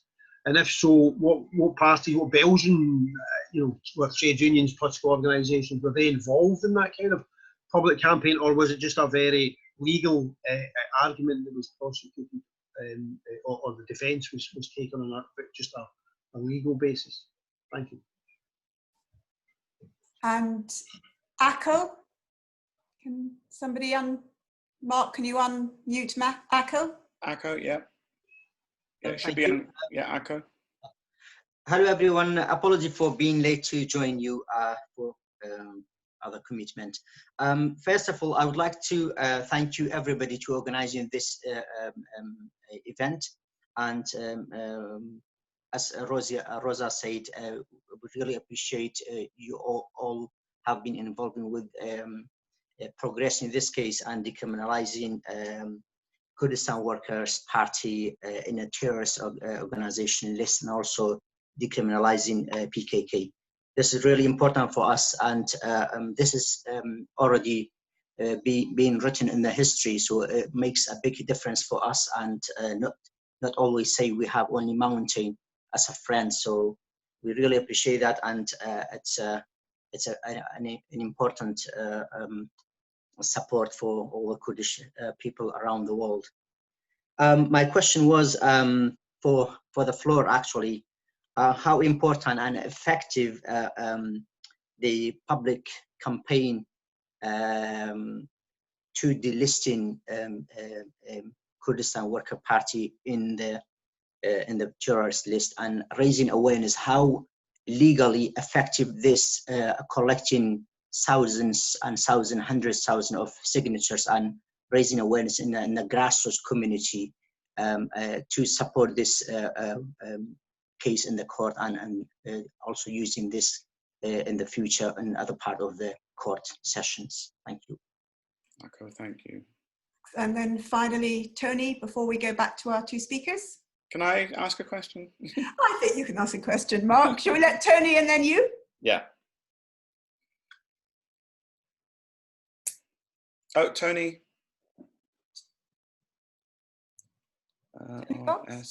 Tony Cox has already had, he's already had one go. So, yeah.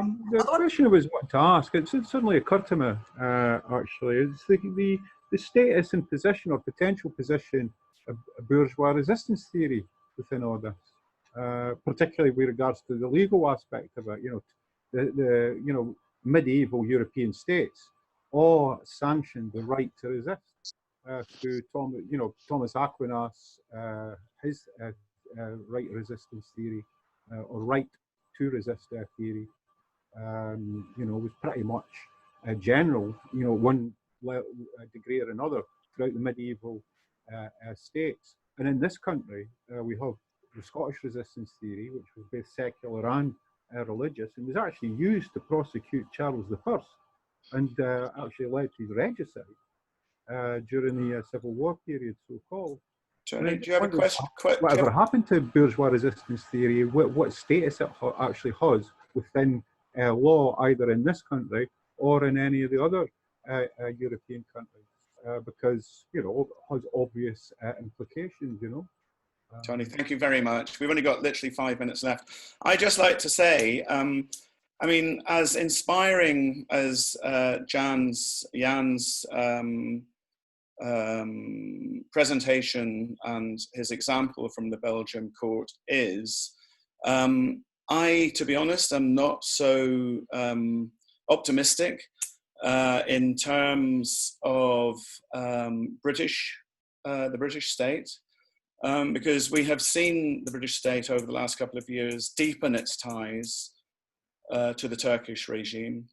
Its economic ties have increased. British arms sales have increased. And my fear, actually, and I don't know whether Alistair or any of the other legal minds would agree, my fear is that rather than us being able to get the PKK off the list, my fear is that what the actual British state is trying to do at the moment is they're trying to get the YPG on the list. And I come to that conclusion by all the cases that the British state have been pursuing, targeting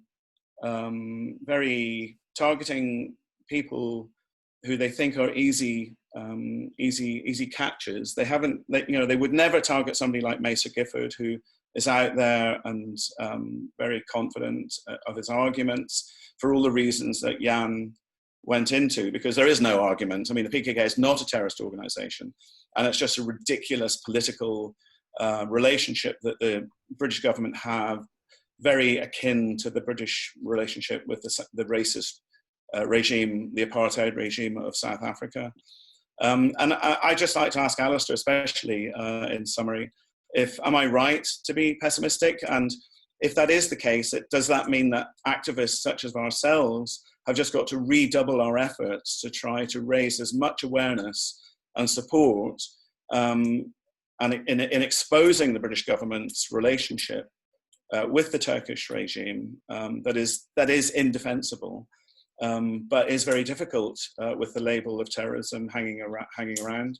I'd also like just to acknowledge that Faik Yazazai is in the room as well, HDP, the European HDP representative.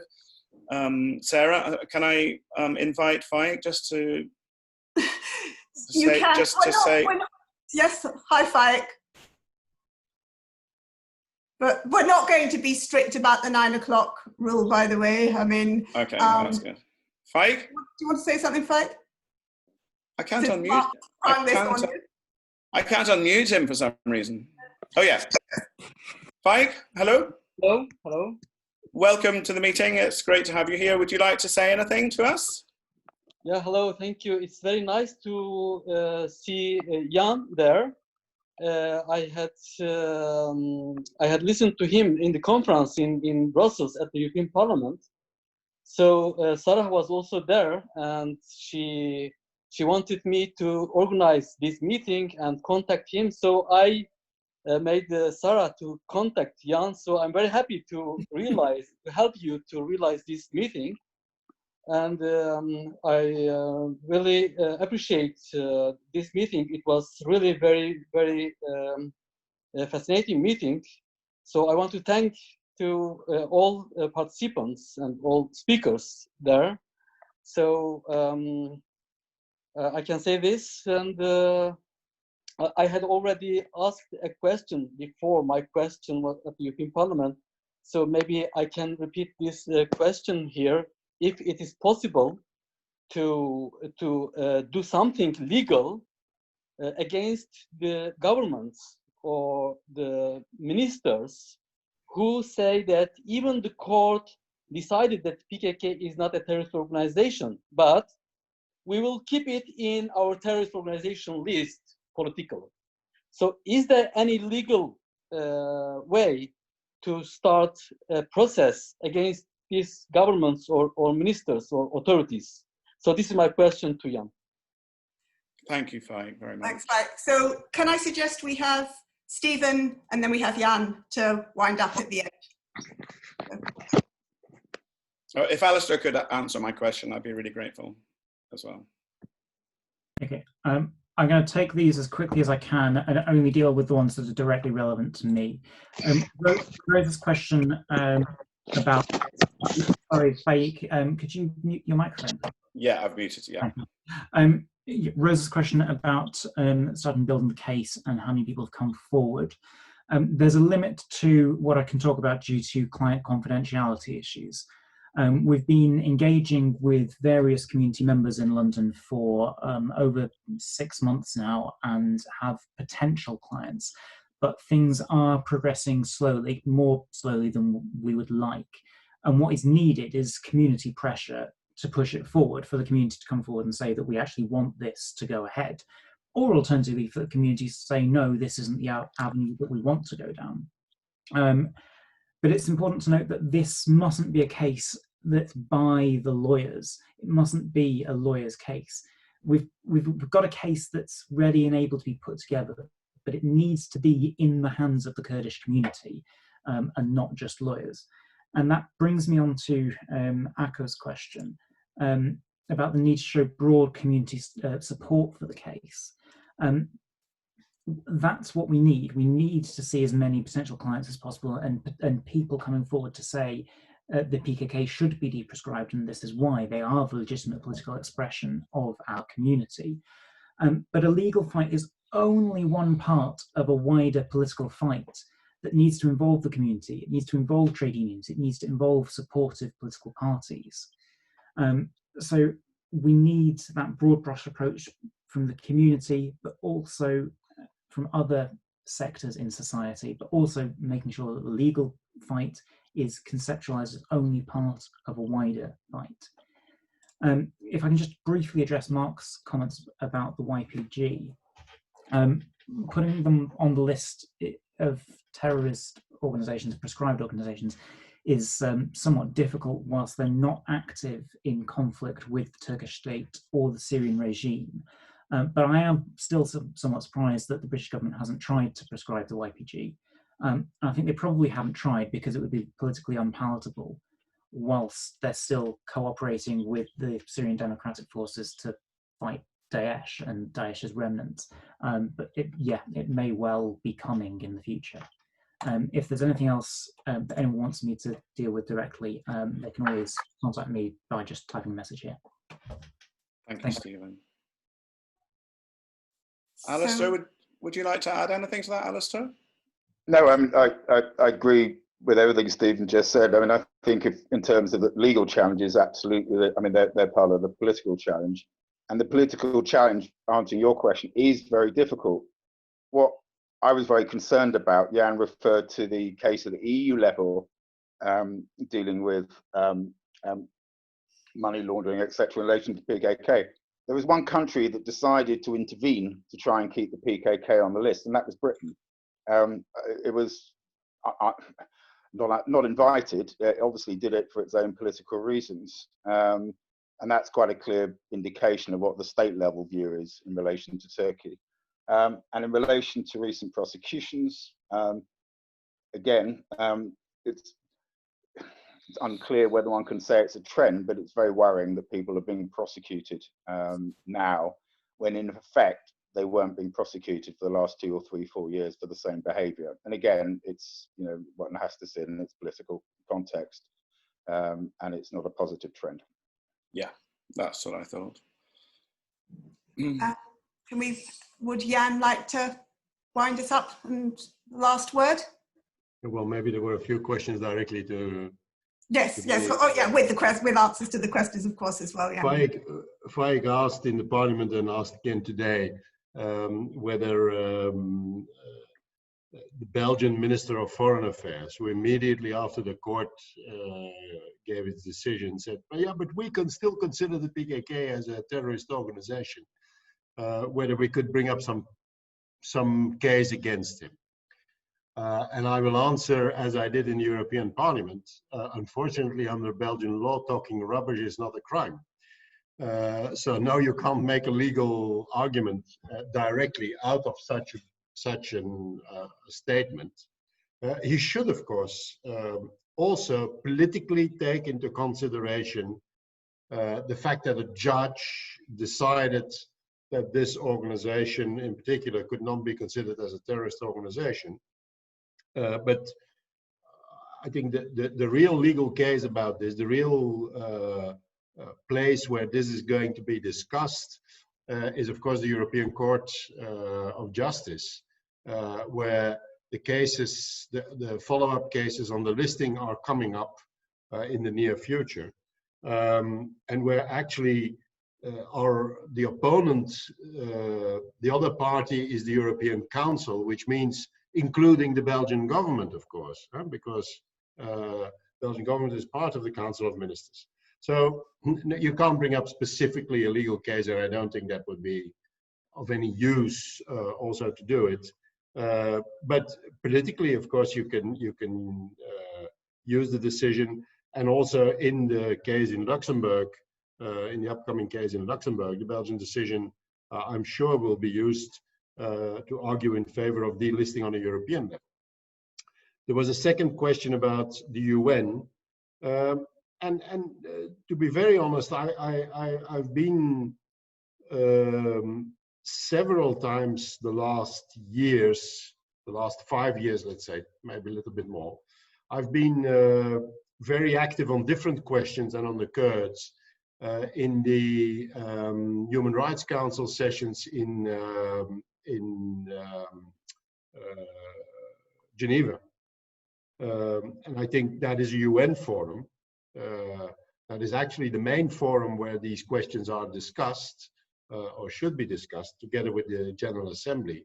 But generally, if you can get it moving in Geneva in the Human Rights Council, then you have a platform also to do something in the General Assembly in New York. And I'm going to be very honest with my Kurdish friends. I'm always surprised by the fact that they are completely absent from Geneva.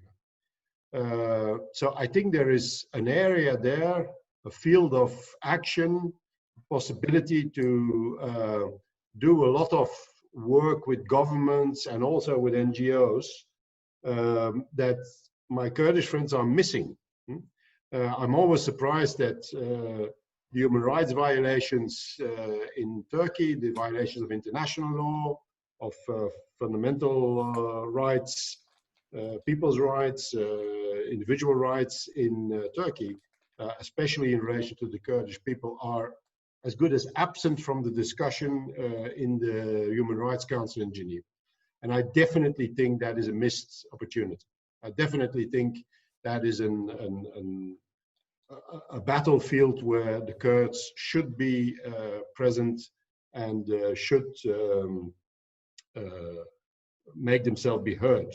It's even more necessary because the NGOs that try to somehow sometimes do something about the Kurds are under very strong attack by Turkey. A very respected, well-respected NGO called Setim was actually suspended for a year from the Human Rights Council because of a complaint of Turkey, because that NGO in some, I think in a text or in a statement, used the word Kurdistan.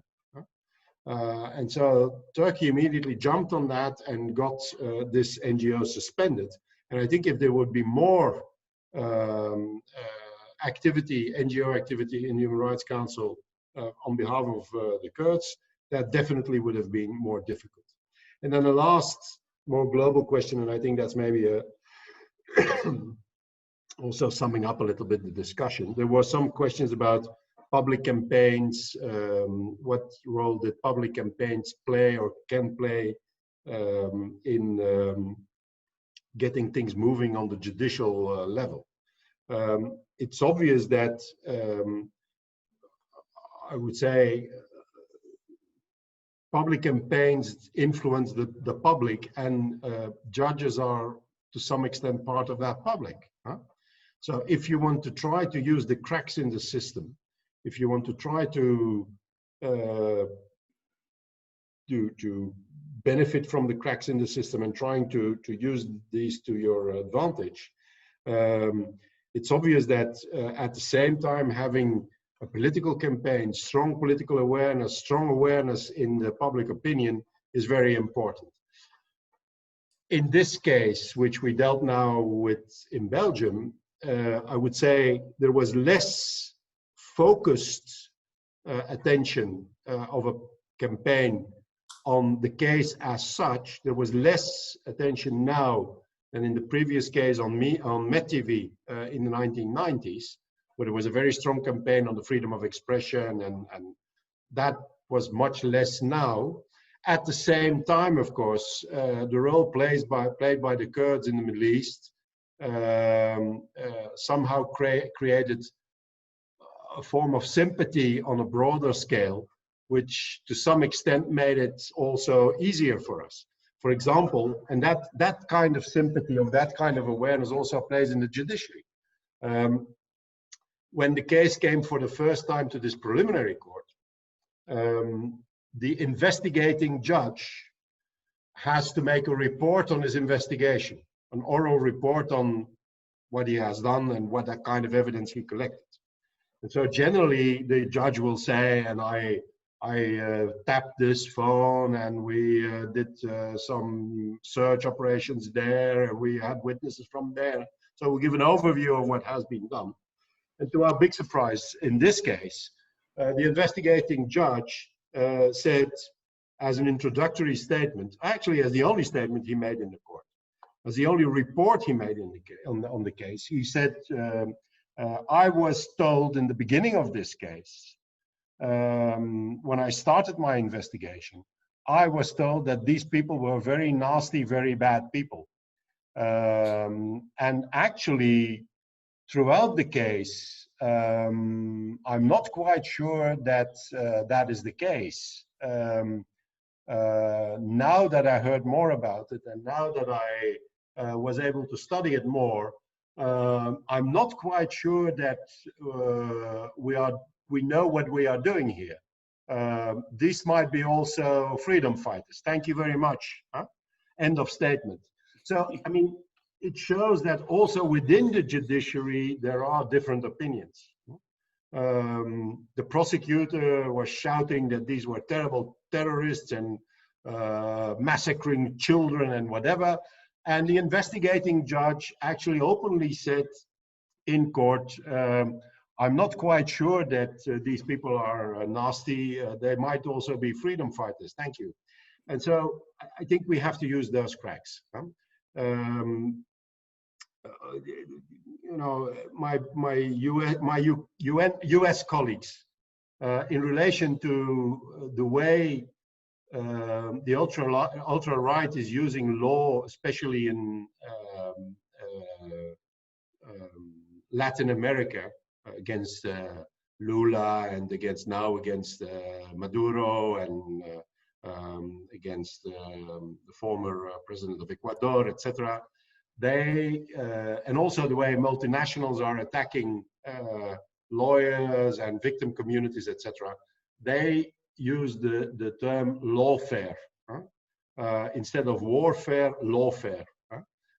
The opposite side using law to crush you, using law to attack the left, using law to get their ultra-right program. And I think what is happening with the criminalization of the Kurds in Europe is lawfare. It's use of the law as a continuation of the war the Turkish state with the solidarity of the European government is waging on the Kurds. I think we should reinvent guerrilla lawfare on the other side of the barrier, of the frontier. We should find against this overwhelming legal offensive, which of course will not stop, which of course will try to take different forms. We have to find the weak points, and with the forces we have, attack on these weak points, use this, raise public support for this, but also really use the cracks and the weak points on the other side, because there are cracks and weak points also on the other side. So I think this is a basic principle of how to wage war when you are in an inferior position of inferior power. It's the same principle on the battlefield and in the courts. Thank you very much indeed. Thank you to two fantastic guerrilla lawyers. Well, 3 guerrilla lawyers maybe we had tonight. And thanks to everybody who came and joined us. If you have friends who would like to have seen this and missed it, it is on YouTube, which is the links on all the notices. And I hope that some of you will join us in 2 weeks' time when we will be talking about boycott Turkey. Thanks very much indeed. Bye. Thank you. Thanks. Bye. Thank you. Yes. Bye-bye. Thank you. We've unmuted everybody, so everybody can. Thank you, everyone. Thank you. Bye. See you soon. Bye. Bye. Bye. Bye-bye. Thank you very much. Thank you, Alistair. Bye. Thank you very much. Good night. Bye-bye. Good night. Bye.